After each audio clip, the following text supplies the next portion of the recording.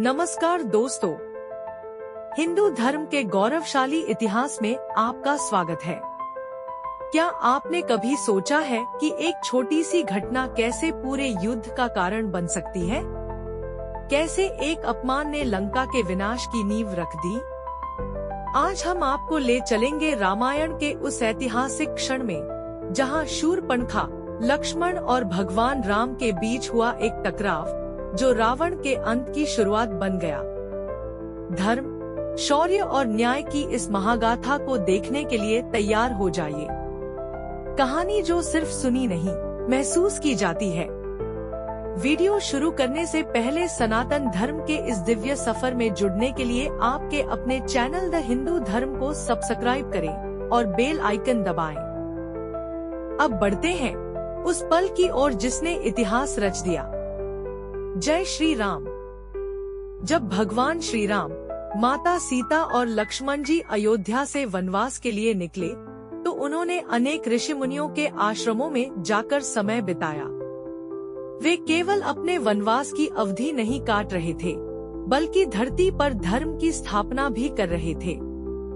जहां जहां वे जाते, वहां ऋषियों की सेवा करते, उनके यज्ञों को राक्षसों के अत्याचार से बचाते और अधर्मियों को दंडित करते। ऐसे ही घूमते घूमते वे पंचवटी पहुँचे। यह स्थान गोदावरी नदी के किनारे स्थित था और यहाँ की हरियाली, नदी की कलकल बहती धारा और शांत वातावरण देखकर श्री राम ने यह निश्चय किया कि अपने वनवास का शेष समय यहीं व्यतीत करेंगे। लक्ष्मण जी ने शीघ्रता से कुटिया बनाई और वे तीनों वहीं रहने लगे। समय शांति से बीत रहा था। अब तक राक्षसों का आतंक भी कुछ कम हो चुका था, लेकिन तभी एक नया मोड़ आया। एक दिन राक्षसी शूरपणखा, जो रावण की बहन थी, वन में घूमते हुए पंचवटी पहुंची। वह बहुत ही मायावी और छलकपट में निपुण थी। जब उसने भगवान राम को देखा तो उनकी तेजस्विता, सुंदरता और दिव्यता से मोहित हो गई। वह सोचने लगी, ऐसे सुंदर और पराक्रमी पुरुष से यदि मेरा विवाह हो जाए, तो मैं कितनी भाग्यशाली हो जाऊंगी। शूरपणखा ने अपने भयानक रूप को त्याग दिया और एक सुंदर स्त्री का रूप धारण कर लिया। उसने धीरे धीरे भगवान राम के समीप जाकर मधुर वाणी में कहा, हे राजकुमार, आप इस घने वन में क्यों भटक रहे हैं?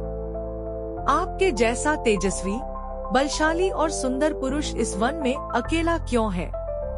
मुझसे विवाह कीजिए और मेरे साथ लंका चलिए, जहां मैं आपको समस्त ऐश्वर्य, वैभव और सुख संपदा दूंगी।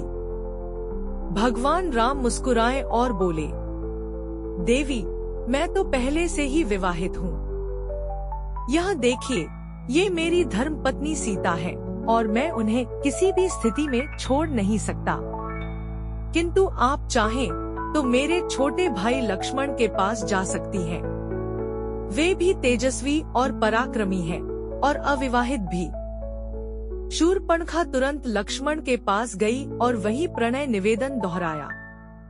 लक्ष्मण जी हंसते हुए बोले, हे सुंदरी, मैं तो अपने भ्राता और भाभी का सेवक मात्र हूँ। मैं स्वयं किसी भी प्रकार से स्वतंत्र नहीं हूँ। यदि तुम मुझसे विवाह करोगी, तो तुम्हें भी मेरी भाभी की दासी बनकर रहना होगा।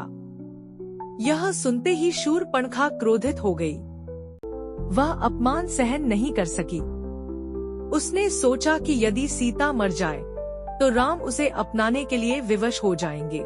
यह सोचकर उसने माता सीता पर हमला कर दिया। शूरपणखा के इस दुस्साहस को देखकर लक्ष्मण जी को अत्यंत क्रोध आ गया। उन्होंने बिना विलंब किए अपनी तलवार खींची और शूरपणखा की नाक और कान काट दिए। वह चीख उठी। अपमान और पीड़ा से तिलमिलाकर वह रोती हुई अपने भाइयों खर और दूषण के पास पहुंची और विलाप करने लगी। हे भाइयों, मुझे राम और लक्ष्मण ने बहुत अपमानित किया है।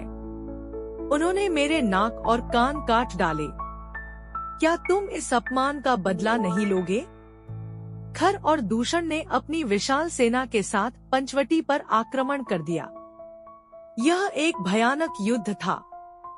राक्षसों की संख्या हजारों में थी, परंतु श्री राम और लक्ष्मण ने अपने दिव्य बाणों से उन सभी का संहार कर दिया। जब शूरपणखा ने यह देखा कि उसके दोनों भाई भी मारे गए, तो उसने रावण के पास जाने का निश्चय किया। लंका पहुंचकर शूरपणखा ने रावण को अपने अपमान की गाथा सुनाई और साथ ही माता सीता के अनुपम सौंदर्य का भी बखान किया। यह सुनकर रावण के मन में एक कुटिल विचार आया। शूरपणखा, मैं तुम्हारे अपमान का बदला अवश्य लूंगा, लेकिन उससे पहले मैं इस सीता को अपनी रानी बनाऊंगा। रावण जानता था कि श्रीराम और लक्ष्मण से सीधे युद्ध करना मूर्खता होगी, इसलिए उसने एक योजना बनाई। उसने मारीच नामक मायावी राक्षस को बुलाया और उसे स्वर्ण मृग का रूप धारण करने का आदेश दिया।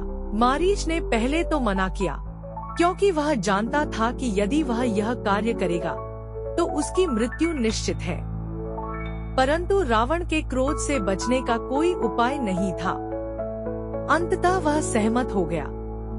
अगले दिन पंचवटी में माता सीता ने एक अद्भुत स्वर्ण मृग देखा। वह उसकी चमकती त्वचा और सुंदरता देखकर मुग्ध हो गई और श्रीराम से आग्रह करने लगी, प्रभु, मुझे यह स्वर्ण मृग चाहिए, कृपया इसे पकड़ कर लाइए। भगवान राम समझ गए कि यह कोई मायावी प्रपंच हो सकता है, लेकिन सीता की खुशी के लिए वे मृग को पकड़ने के लिए निकल पड़े।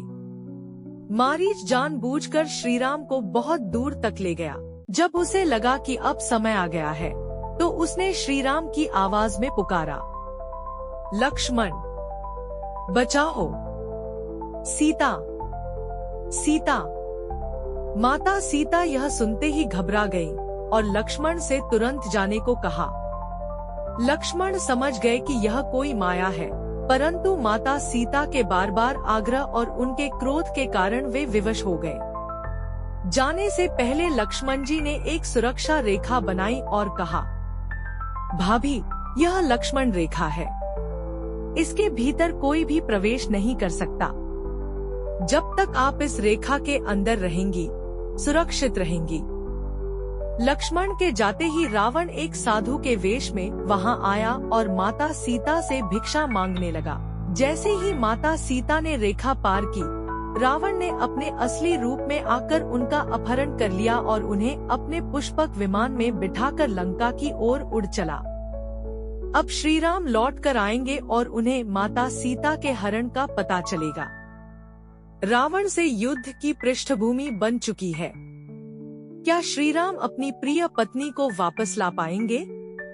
कैसे होगा लंका पर आक्रमण? यह जानने के लिए अगली कहानी का इंतजार कीजिए।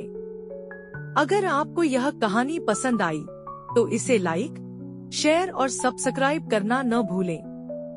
जय श्री राम।